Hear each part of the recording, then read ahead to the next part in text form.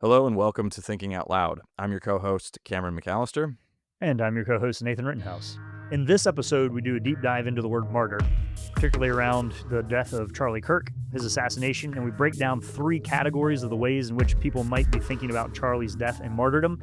We want to be clear and specific with our words and take into account the history of what a martyr actually is, and then conclude with an optimistic note about not living with fear. You'll find this helpful if you're trying to also make sense of the language that's being used both in the political and the Christian world and their hybridization around the term martyr these days. If you enjoy what we're doing, you can like it, you can share it, you can leave us a review, and if you want to donate to what we're doing, you can do so by visiting www.toltogether.com. Thanks so much. Today we're going to talk about a difficult subject. We're going to talk about martyrdom, and we're going to relate it specifically to Charlie Kirk. We've wrestled a little bit back and forth with when precisely to do this, because it's obviously the man has just recently died, and it felt in poor taste to do this too soon. But on the other hand, this conversation regarding martyrdom is an important one, and it is not slowing down. It is only ramping up, and that's of course just You're typical going of to our hear this age, word where more, everybody. unfortunately.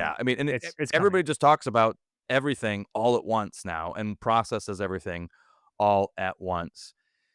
And so we want to walk through this as carefully as possible. And as always, we'll give a few caveats. Remember that we get things wrong, and it's important that all of us have the right to get things wrong. This is how we learn. This Let's is how slow we down and develop think about morally. this one with us. That's all we're asking. Yes. That's all we're asking. And also, we'll just point out that to date, things can change, of course. Things always can change with news developments. But to date, we don't have a clear motive for the murder. Tyler Mhm. Robinson, as far as both of us can see, is not cooperating with authorities. He's not divulging a motive. And I think we have to face the fact that he may never cooperate in the way that Yeah. people want. But even on that note, Nathan, I mean, I think we'll say something we've said before when it comes to any kind of murder or crime like this. Even if he were to disclose a crystal clear motive, it might go some way toward giving some closure, but it wouldn't help in the ultimate sense. There's a place where you just scratch your head and you just say, how you still are going to say, how could this happen? Well, No explanation is up yeah, to the task and of giving a full, that comes settlement. back, I think, to the uneasiness that, and we've talked about this before, is we, and rightly so, we're meaning seeking creatures, but we want evil to have a rationality to it, and it most often doesn't. So it's hard to, I mean, now sometimes there are clear links, like this person said this, hated this person because of this, whatever. Like there is a but when you get really down into the depth of it, there's like that's part of what makes it evil, is that there isn't a coherence to it. And that's unsettling to us, and it should be, but that's part of the ball of wax that we're trying to chew as we're processing. Like, so I'm just saying that's the craving for an instantaneous desire to know exactly what the motivation was, in that, which I'm not saying is wrong, but I'm just saying the uneasiness, that it's okay to sit with the uneasiness of not knowing something, because that is part of the process when something tragic happens. Okay, so before we launch into a full-blown discussion, let's not make the mistake that is so easy to slip into right now, which is just to start talking without looking at definitions first. I know it sounds boring. People love it when they bring this up. Well, we got to begin with definitions. But the first thing that Nathan did as we began to talk about having this discussion was he reached for this hoary dictionary, this massive tome. And if you're Look at watching on this sucker. YouTube, you see this thing. Yeah. Look at This that. this was a gift. Let's This was a let's get birthday the gift to me as a definitions. teenager. I mean, 1954 Webster. This could, I should weigh this thing sometime. You know, All clocking right. in at a Just good several thousand pages here. full Okay. disclosure, when I was a teenager, I wanted gift cards to Hot Topic, but Nathan gets this old dictionary, Well, for my and seventh, in a word, there's a difference between us. I'm just kidding. for my 17th birthday, I received an 8-foot unicycle, and it just was all crazy from there. Um, okay. Mm, So Merriam-Webster, 1954, and the desire here really is to use. We want to be precise with our language. All of us do. And so here's martyr. Um, Definition one who, by his death, bears witness to the truth of the gospel, as Stephen was the first Christian martyr. Definition number two, one who suffers death or great loss in defense of any cause, as a man dies a martyr to his political principles or to the cause of liberty.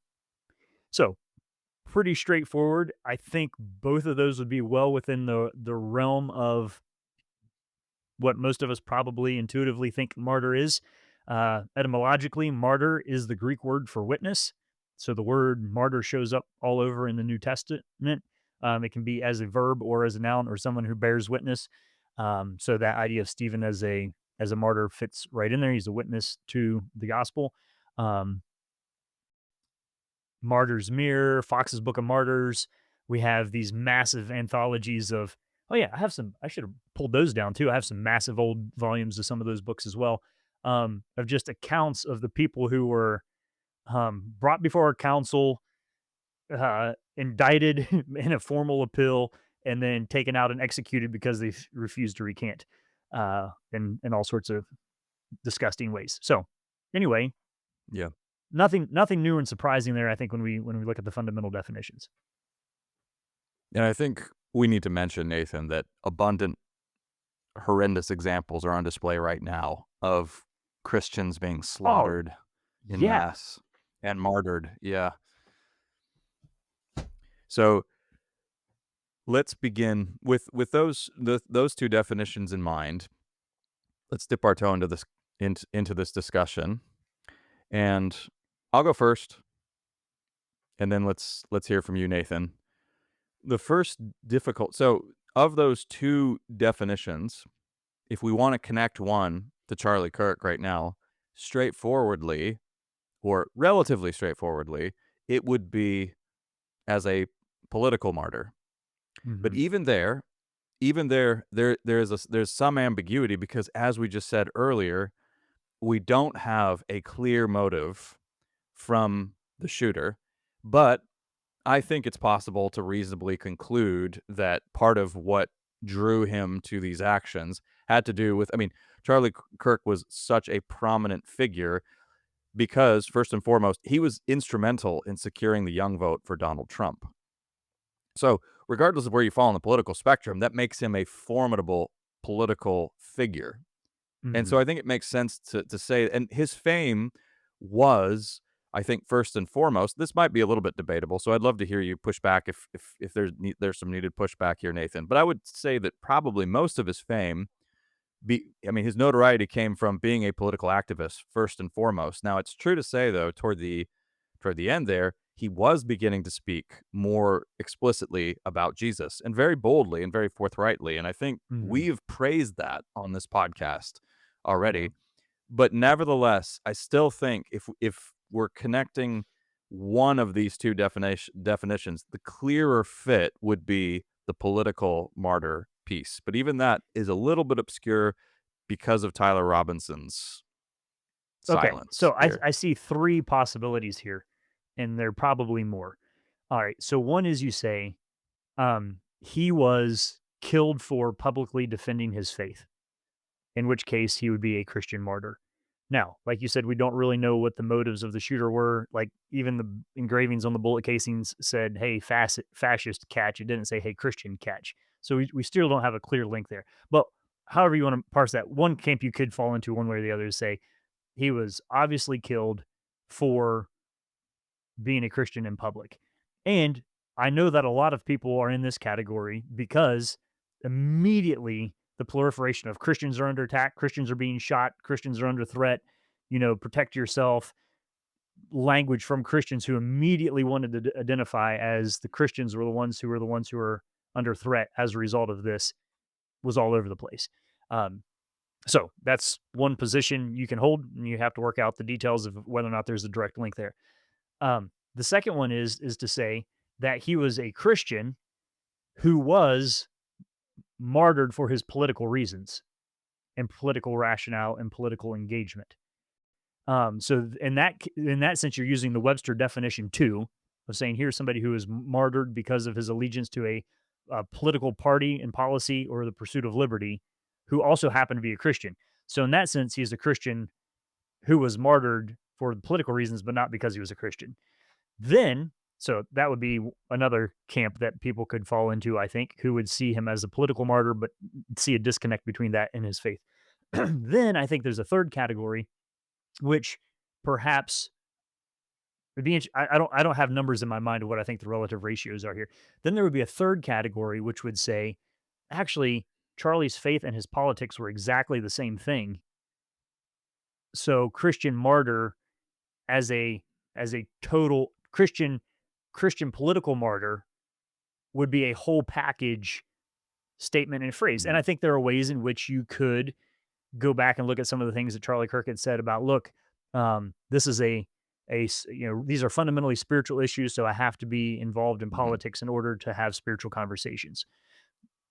That in and of itself is an interesting theological and political idea, but I Mhm. think it would fit well within that category of saying Christian political martyr is one whole lump. Um, did I muddy the waters there, or did I lay out what I think are three possible points of confusion or categories people could find themselves in? Well, I think no, I think you laid it out clearly, and I think what many people have been saying, well, because I've heard them saying it, and I suspect some of our listeners would say is that, yeah, his his politics and his Christianity were they were basically inseparable. There's an Mm, inextricable link there. So if he is a political martyr, he is necessarily also a Christian martyr because his politics flow directly from his correct. Yeah. Christian convictions. So I think that's where I think we need to spend our time there, Okay, talking hang on. about that. Before we go there, though, I'm going to do something to Mm. you that you don't want me to. Oh boy. Here we go. Let's use a different example from the past that's complicated. Dietrich Bonhoeffer. Somebody's thinking it, so we got to talk about it. We Because do. You're right. Yeah, in we my do. mind, there's a parallel here where you have Dietrich Mm. Bonhoeffer, theologian, teacher, deeply involved in the what do you want to call the form of church that he was part of during the regime. Um, Yeah. so he's a Christian in that sense. He also was a massive political behind the scenes Yep. agitator and worker. Is executed not specifically because he was Christian, but because he was involved in a plot with an attempt to kill Hitler. Sure. Is he a Christian martyr? So, so you have somebody Mm. who's very publicly Christian, very politically Mhm. involved, and gets killed for, and then fill in the blank. Mhm. And there are a whole range of Bonhoeffer biographies that answer that question differently. Of, as he was a Christian martyr. Well, was he a Christian that was martyred for his politics, or he was martyred because he was Christian, or his political activism came right out of his Christianity? So, in my mind, those same three categories, various people, depending on how you want to look at the history of it, will wrestle with the same. So, I just want to say, this is not a unique, and it's not to minimize. You're like, man, are you guys trying to psychoanalyze and parse the nuanced details of the definitions here? Um, in the time of a tragedy, yeah, we're not saying that it's not tragic. We're just wanting to think clearly about the words that we use because it massively changes the way in which we think politically, but also as we think Christianly about the number of people who are out there thinking that people are about to snipe them because they're a Christian matters. So, anyway, sorry to bring Bonhoeffer in, but I'd be happy for you to give a thought or two there if the categories fit. No. Yeah, well, words are terribly important because words have to do with how we understand reality and how we make sense of of our world rather. So we need to be thinking carefully about words, and words, of course, get weaponized very quickly today. That's a unique feature of our age. I mean, words have been weaponized in the past, but it happens much faster now because of the channels that we have at our disposal. So that's why we want to think carefully about a word like martyr. With regard to Dietrich Bonhoeffer, so there is a very detailed and careful and sophisticated scholarly debate that has raged for a long time about his status as a martyr. I would say let's bring in some of the details here are important because Bonhoeffer was also a very outspoken and bold critic of the capitulation of the Lutheran Church in Germany at the time to the Third Reich, Hmm. because the church was sadly, I mean, there was resistance, but I think remnant language is really important here, Nathan, and very helpful. There was a faithful remnant in Germany, but it was small. Many of the churches And it had the were church standing on capitulating, its head. I mean, there and it was had the pressure church there. standing on its head, fighting fiercely against it. And again, the church was comprised of the spokesmen, key spiritual leaders at the time. Many of them were very clever and enterprising people. They also, and again, we've got to think. I think we have to think responsibly about history. So if you're in this scenario, the kind of moral clarity that we have looking back in hindsight wasn't available to everybody, but they knew enough. But also people were trying to save their own skin. Yes, but self-preservation is a very real human instinct that often kicks in.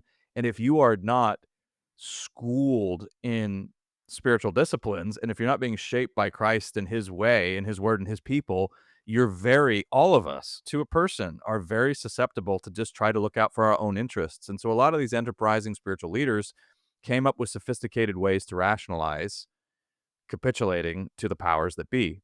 Bonhoeffer was having none of it. So he was a figure of controversy, not just for his political involvement, but he was a figure of controversy also in theological and spiritual terms.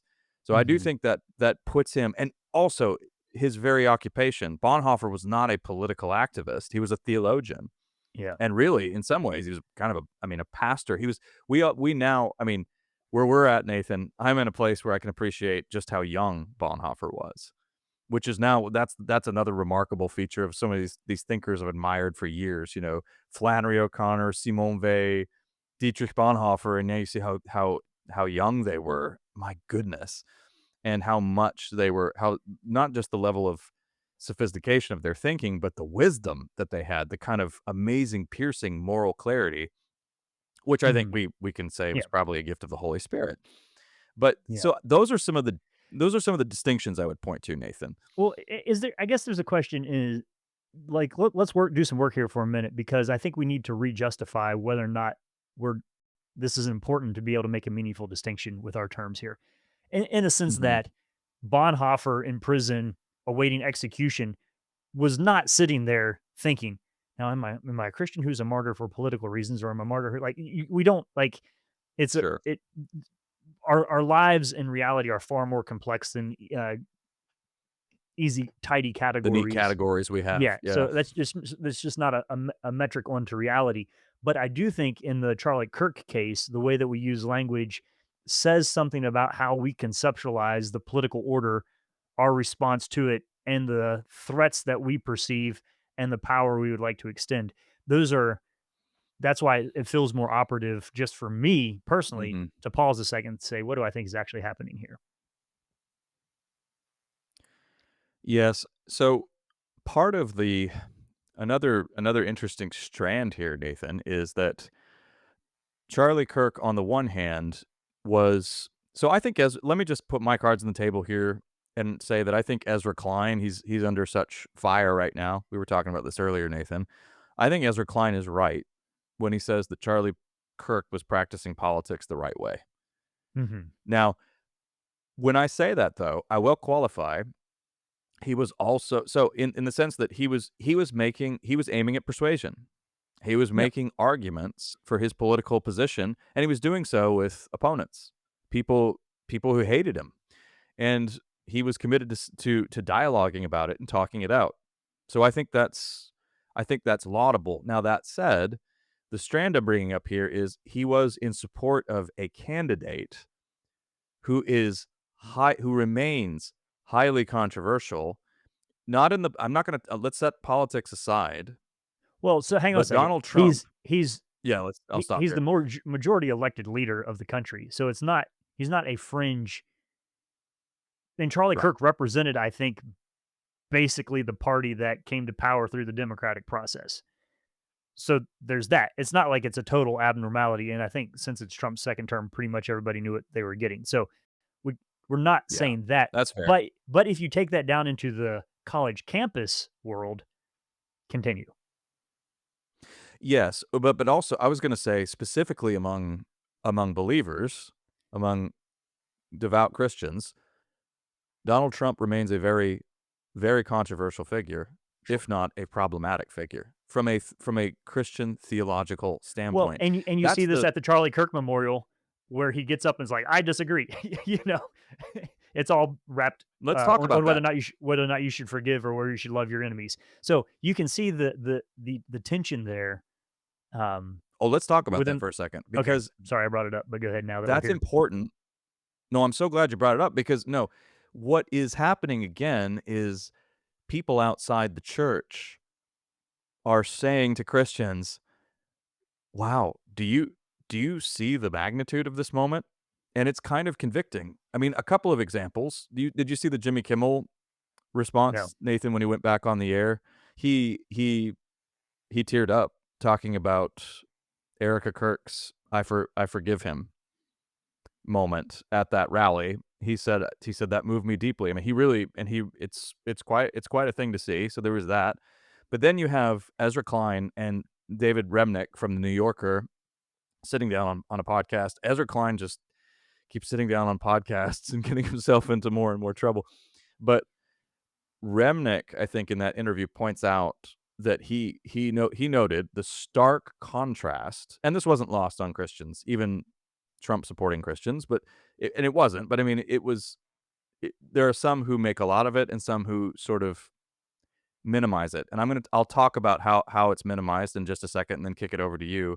But he said you have Erica Kirk saying, "I forgive him," and you have Donald Trump later on saying, he talked about, Charlie Kirk, loving your enemies. I don't love my enemies. I disagree with them there. I hate my enemies. I don't want what's best for them.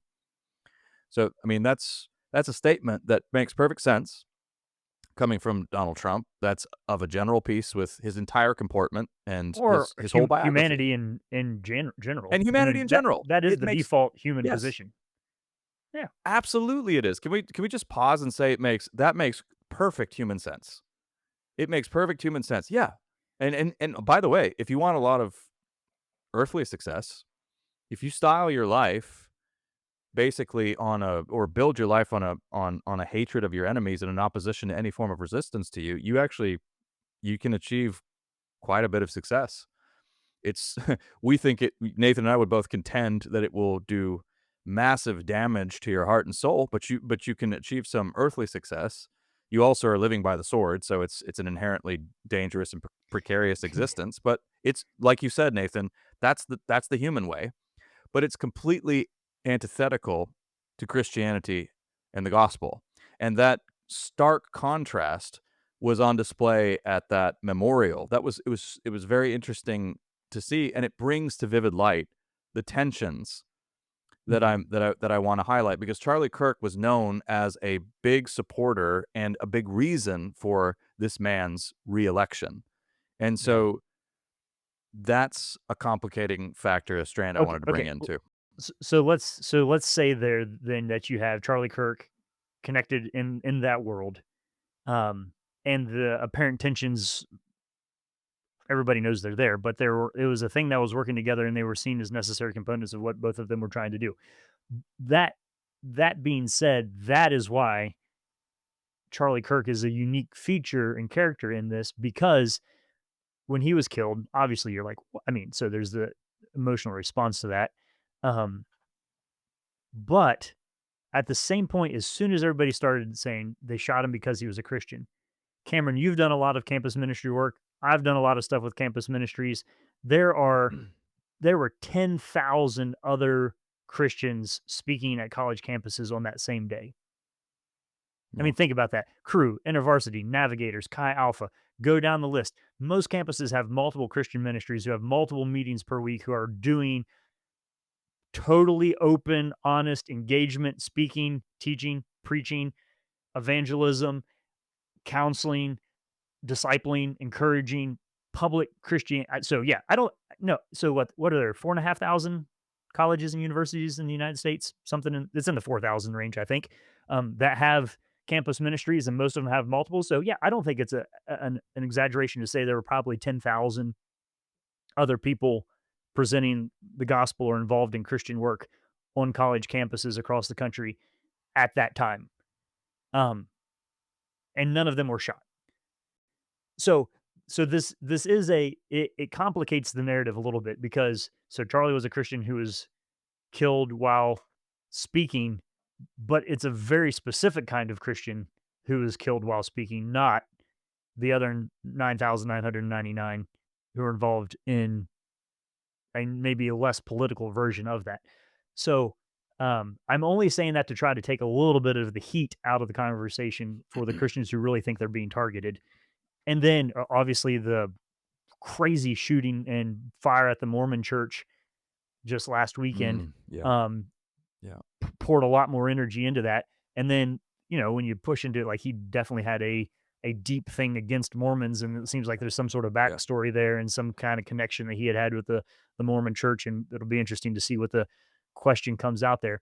But all of that to say is that though there is very real spiritual opposition to Christianity, and sometimes there's physical opposition to Christianity, we as Mhm. Americans should be very careful in light of the actual throat slitting, church burning, house bombings that are happening in the Mhm. lives of other Christians around the world Yeah. to somehow respect the gravitas of the legitimacy of persecution and to not Mhm. overly identify ourselves as a victim in something that probably we weren't actually being targeted about.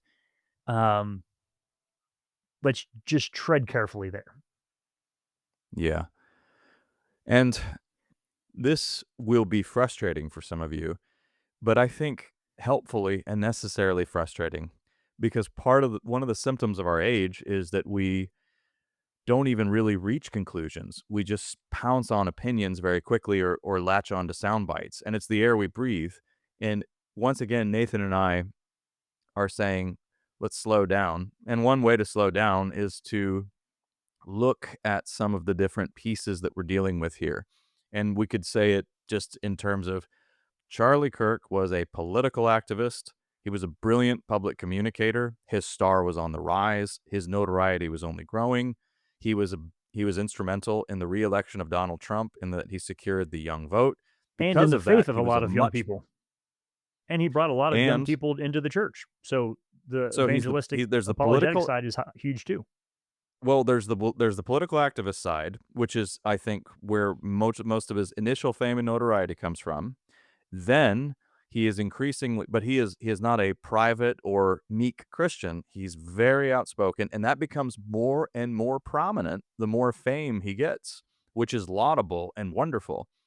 So all of those factors are in play.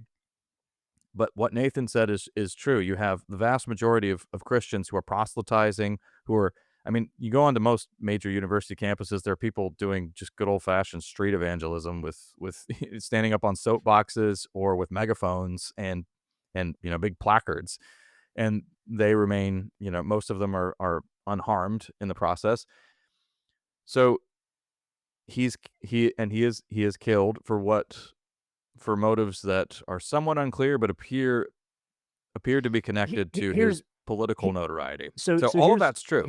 here's what I don't want us to think though is that Charlie Kirk was just better at campus ministry than all of the other campus ministries, and that's why he had to be taken out. And if we have a sense that success for campus ministry looks like a particular form of political activism, we're having too small of a view of what campus ministry actually is. And so I think because the argument could be made, well, if these other campus ministers would be so bold, or um, Mm, if they were really doing their job well, they would have risen to the prominence of somebody who would be targeted. And maybe it's because they're not doing a good enough of a job that they're not prominent enough, that they're not enough of a political target um, to be involved there. Now, there are, and then there's a whole nother conversation about where the money for all of this comes from. I don't think it was the Southern Baptists that sent Charlie Kirk enough money to buy a private plane. I mean, there's a scale and a size and and a whole political apparatus around the entirety of the thing that makes him a unique and a special figure, um, who we can deeply lament the death of, and be shocked at the people who mock it, and at the same time, as Christians, say we want to be able to accurately define what the true issues are, what the real challenges are, what the real problems are, and to live with the appropriate understanding of our relationship to the world, in a way that I think is a very hopeful moment, actually, for the church. I think his death did jar in a lot of people a legitimate thinking about, you know what? We do need to Mm. be more bold. We do need to be more confident. We do need to be more out there and involved, in certain ways. But let's not do that out of a victim mindset, I think is my plea for the church. Um, because to say that we're under attack or being oppressed, again, in light of what's happening and has happened throughout the history of the world, again, I just can only say let's tread carefully there. Yeah, and much more will be said here as we continue thinking about what's going on, all of these current events, and the legacy of Charlie Kirk. So, thanks for your patience with us as we walk through subjects that are often heated and quite emotional for all of us. But this is important, and words do matter. And once again, we think it's important also to slow down and be reflective. Even if, and what that, that might mean moving away sometimes from the smartphone or the posting, all of that. I mean, there seems to be this imperative to express yourself and have an opinion immediately and to do so in very strong and strident terms. It's important to sometimes just break the spell and point out that that imperative is not real. It's artificial. It's imposed. Well, I mean, it's Mhm. imposed by other people, but you don't need to respond actually. And your Or silence or yeah. doesn't indict you. Like, well, your silence doesn't necessarily indict you. That's another thing. I mean, you don't have to feel guilty. Your silence just you you don't owe public reactions to everything, to everyone and everything. You can reach your own conclusion. You can be reflective. You can pray about this, and you can be more. I mean, both Nathan and I have had I don't think I've posted a single thing about Charlie Kirk publicly, but behind the scenes, I've been having numerous conversations and long sprawling emails with people face to face. And Nathan, I know you have as well. What's going to make a greater difference and what's going to be better, more beneficial for you and for others? The public posting or those behind the scenes conversations with real people? Well, that's a topic for maybe another discussion another time. But the thing of it is let's loop back here just for a conclusion to say that the tragedy of it is that this conversation will happen again with another individual at some point. It's the nature of the history of the world, and it seems like the craziness of our current society and culture and politics. And that being able to parse out, is this person a martyr because they're a Christian? Was this person martyred because they were a political actor who also was a Christian? Or do those distinctions not exist and all of it goes into one ball of wax? I think in my mind, it's been helpful just to recognize the differences there and the unique challenges and then adjust accordingly in the way that I've been thinking about it. So there's a great biblical in church history. Being martyred for the faith is a deeply respected um, thing to do. It is a praised and prized sort of thing. And so if we capture the vision that the New Testament has, uh, Stephen, as the first Christian Mhm. martyr there, looking into heaven, seeing Christ standing and asking for forgiveness for the people killing him is the foundation of a crazy movement in the world, which we call the church. And so that's Pentecost. I understand all of that too. I'm just saying it was part of the formation of the church, but Mhm. it's a theology and a way of life that we are invited into that isn't born out of fear, isn't born out of hatred or disgust or political strategy. It's out of a simple response to what God is asking us to do in the face of evil. And then we play the hand that the Lord has dealt us to the best of our abilities, try to be a good steward of the talents and gifts and resources and blessings that he has given us. And I think I would just leave with this as a word of encouragement. A prayer that my wife and I have been working on is just to simply pray, Lord, would you help us steward our blessings well? And you might not be doing super hot right now financially and all that. Like, that's not what I'm talking about by blessings. You woke up, you had something to eat, um, you have the basic necessities of life. Those are blessings. Um, and ask God to help you use what it is that he has given you for the day, whatever it is, in order to honor him well and to live your lives well. And that, I think, is what we'll be held to account for, not our responses online, but did we take what the Lord gave us and use it well? And so, Cameron, thanks for taking the time to think through this with me. Thank you for those of you who are listening and wrestling along with this and trying to make sense of the world. Stay steady. Be involved in your local conversations and communities and your churches. Continue to look to the scripture for what is true. Continue to be on your knees before the Lord and ask him for guidance and wisdom in how to live in a world that none of us really fully understand. And let's live like he has the whole world in his hands, not as a children's song concept, but as a declaration of his sovereignty, and his care for us, his eyes on the sparrow. Go forth boldly. And you know what? If you get shot in the neck for the sake of the gospel, so be it. We have to live with that attitude. It's one that's been modeled well for us, by people throughout all times and ages. And when you die, when you get killed, when you're dead, that is the signal that the Lord said, well done. You finished the task that I had for you, and now we're on to the next thing. And so let's, however you want to fit in those categories that we laid out about Charlie's martyrdom, at the end of the day, the takeaway thing is can we be faithful with what it is that God is asking of us? And we'll let him sort out all the details in some of these other categories in the future. So all the bottom line, Cameron, that I want people to take away from this is that do not succumb to fear and paranoia or conspiracy. Recognize that evil is real, that there's a real response to evil, and that it's a message that comes through the gospel and is to be manifest in our lives. And we can't do that on our own, and so we cry out to the Lord for help, and then we'll see what he does with us. You've been listening to Thinking Out Loud, a podcast where we think out loud about current events, how to live well, and Christian hope. Thanks for listening to Thinking Out Loud.